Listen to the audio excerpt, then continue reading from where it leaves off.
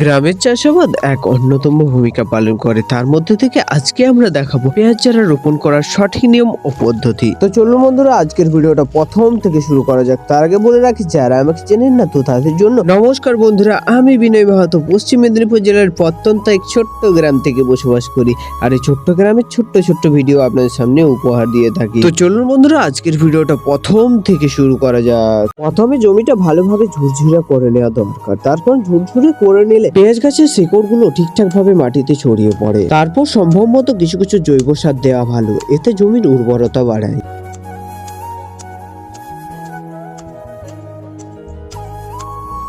এরপর মাটিতে সঠিক মাপের রুল টেনে সঠিক দূরত্ব বজায় রেখে আমাদের চারা রোপণ করা দরকার। তার আগে আমাদের মাটিতে জল দিয়ে নিতে হবে। আর চাষের জমিতে জল দিয়ে রোপণ করা মানে চাষের জন্য এক ধাপ এগিয়ে থাকা, কারণ মাটিতে জল দিয়ে চারা গাছ রোপণ করলে মাটির শিকড় মাটির সঙ্গে কানেকশনটা ভালোভাবে আগে থেকে তৈরি করতে পারে। মাটিতে জল দেওয়া শেষ করার পরে দেখি পেঁয়াজ চারা অনেকটা বড় বড় আছে। এত বড় বড় চারা লাগানো চলে না, এর মধ্যে থেকে হাফ চারা কেটে দিতে হয়, অর্ধেকটা লাগাতে হয়, গোড়ার দিকটা লাগাতে হয় আর ডগার দিকটা ফেলে দিতে হয়। সেই জন্য আমি সঠিক মাপ করে আমার চারাটাকে কেটে নিলাম।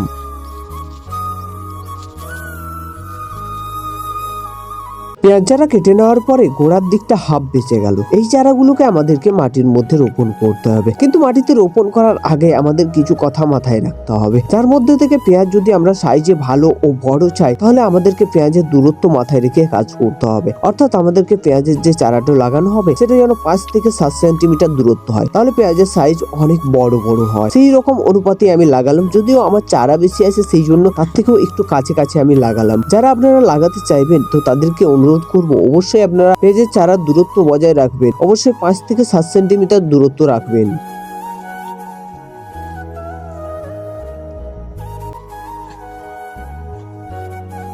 সমস্ত রকম চারা লাগানোর পরে আপনাদেরকে একটা জিনিস অবশ্যই মাথায় রাখতে হবে, সময় মতো জল দিতে হবে আর গাছের গোড়ার আগাছা সব সময় পরিষ্কার রাখতে হবে, তাহলেই আপনি ফলন ভালো পাবেন। তো বন্ধুরা, আমি যতটুকু জানলাম সেটা আপনাদের সঙ্গে শেয়ার করলাম। অতি অবশ্যই এর থেকে আমার থেকে অনেক অনেক ভালো জানেন আপনারা। তো অবশ্যই জানাবেন যে আপনারা কেউ কখনো যদি পেঁয়াজ চারা চাষ করে থাকেন, অবশ্যই আমাকে কমেন্টে বর্ণিত করে যাবেন। আর যদি আমার কিছু ভুল ত্রুটি থেকে থাকে অতি অবশ্যই মাফ করে যাবেন। চলুন বন্ধুরা, আজকের ভিডিওটা এখানেই শেষ করলাম। জানি না আপনাদের ভিডিওটা কেমন লাগবে, তবে যদি ভিডিও ভালো লেগে থাকে অতি অবশ্যই ভিডিওতে একটা লাইক দিয়ে যাবেন। আর চ্যানেল নতুন হয়ে থাকলে অতি অবশ্যই চ্যানেলটিকে সাবস্ক্রাইব করে যাবেন। তো চলুন বন্ধুরা, আজকের মতো টাটা, দেখা হচ্ছে নেক্সট কোনো ভিডিওতে। ততক্ষণের জন্য আপনারা সকলে ভালো থাকবেন।